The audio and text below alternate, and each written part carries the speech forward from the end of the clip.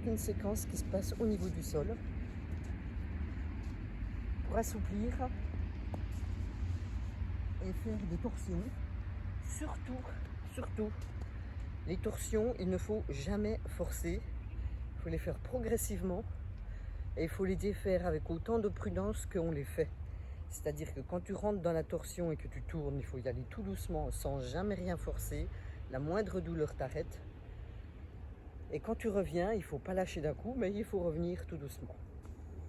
Donc en réalité, pour descendre en position assise, on repasse toujours par un petit short de la solution, comment ça s'appelle, salutation Ashtanga Yoga. Donc on démarre les bras en haut, on fait une pince, une table, et hop, 4 bâtons, chien tête en haut, chien tête en bas. Et ici, on va sauter pour arriver avec les jambes croisées. Si on n'y arrive pas au début, parce qu'il faut comprendre le mouvement, c'est pas compliqué. On fait comme ça, on croise les pieds et on descend. Idéalement, il faudrait arriver à ça. Donc on était chien tête en bas. Et donc là, on fait un petit saut et hop, on arrive directement comme ça. Et donc on tend les jambes. Quand même, pour ce beau paysage, Marie voit ce que je fais. Et donc on va assouplir au niveau des hanches et du dos aussi, tendre le dos, étirer le dos. Donc on descend comme ça, le plus loin possible. On peut mettre ses mains derrière la plante du pied. Et pour continuer à étirer le dos, on peut pousser les pieds. Voilà. En tirant avec les bras. Ce qui fait avancer le buste en avant. Donc idéalement, si on peut toucher comme ça, c'est très bien. Mais ça ne sert à rien de faire comme ça. Il faut vraiment que ce soit le bassin qui descende et le ventre qui touche les cuisses avant de baisser le haut du dos. Donc ensuite, il faudrait que carrément je filme par le dessus. Ici, on va ramener le pied au niveau du genou. Et on met les 2 ischions bien parallèles et sur le sol. Pour avoir les ischions, en fait, tu pousses un peu les fesses en arrière et tu sens les pointes des os qui sont posées par terre. Et donc, on va repencher le buste sur la jambe.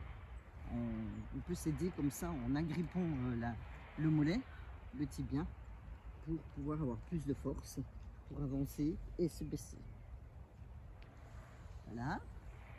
Ensuite, on va faire pivoter la jambe vers l'extérieur. Le pied se retrouve donc avec la pointe vers l'extérieur ici. Et on met la dimension d'une main entre le genou droit et le genou gauche. Voilà. Ça fait comme une espèce de petit H. Et donc on redescend de la même façon. On va trouver. Et ça se travaille vraiment en douceur. Il faut prendre son temps parce que c'est des millimètres gagnés à chaque expiration en réalité. Si tu démarres là, tu inspires et tu expires.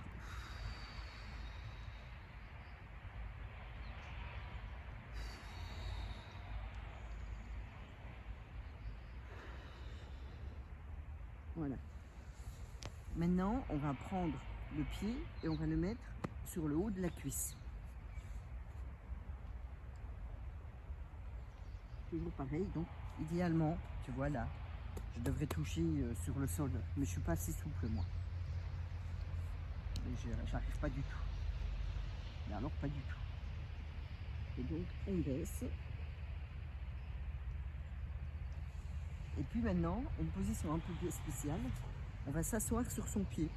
Donc on va retourner le pied et on va s'asseoir ici.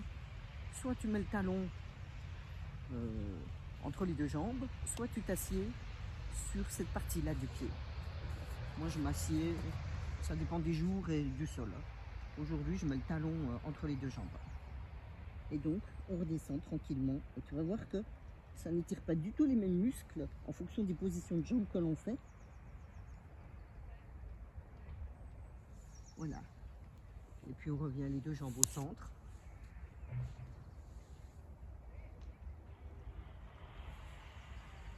Ça, je le fais à chaque séance, hein. Donc ensuite, le pied gauche vient toucher le genou droit. On descend tranquillement. Le pied gauche va à l'extérieur. Le genou gauche est distant du genou droit de une main. Descend. Le pied gauche vient sur le haut de la cuisse droite. Je descends. Et là, tu vois, j'ai pas du tout la même souplesse que l'autre côté. Moi, il faudrait que je passe 3-4 minutes dans cette position pour arriver à toucher là.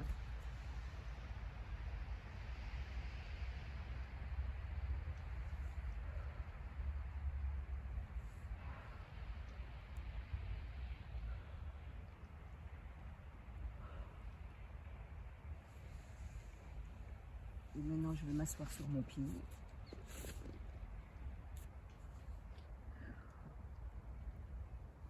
Voilà. Et maintenant, je vais commencer les torsions. Donc, avec le pied gauche, je plie le genou et je le pose à côté du genou droit. Et je me retrouve donc avec les épaules, l'épaule gauche au-dessus du genou gauche. Et donc, tranquillement, j'amorce une torsion pour avoir les épaules dans le même alignement. Et je regarde derrière, ici. Donc, on peut avoir une position un peu plus élégante. Et pour trouver la force de la rotation, ce qu'on peut faire, c'est se servir du genou comme d'un ressort. Avec le genou, on pousse ici vers l'intérieur. Avec le coude, on pousse vers l'extérieur. Ce qui fait que cette force-là, eh ben, ça va faire tourner ton buste et tu vas aller avoir la tête qui arrive au niveau de le regard qui peut toucher l'épaule ici. Donc tu regardes à l'infini derrière. Ensuite, on bascule en avant et on retourne la main. On va choper les deux mains derrière toi pour redresser les épaules vers la poitrine. Et là, je te le montre dans l'autre sens.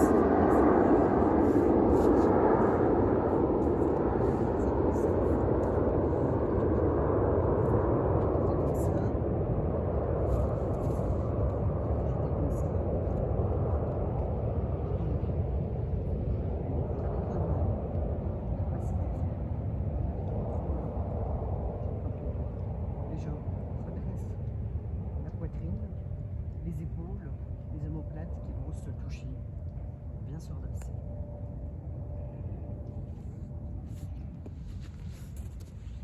Donc on était comme ça, on continue. Maintenant on va tourner dans l'autre sens. On garde le pied dans la même position, mais on va faire une torsion qui est beaucoup plus importante en allant de l'autre côté comme ça. Et donc avec ce même système de ressort, on passe le coude de l'autre côté du genou et en poussant avec le coude contre le genou, tout doucement, on arrive à faire tourner la colonne vertébrale pour avoir, à un moment donné, le point maxi avec la tête qui regarde derrière. On peut rajouter un mudra qui sont des positions des mains, et ça, je t'en parlerai une prochaine fois. Donc maintenant on va poursuivre en étend les deux jambes, on prend le pied droit qu'on met au niveau du genou gauche. Et puis donc on fait une torsion. On va chercher les mains derrière.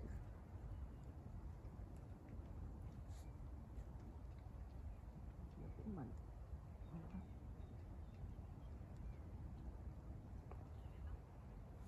Puis on fait une torsion de l'autre côté.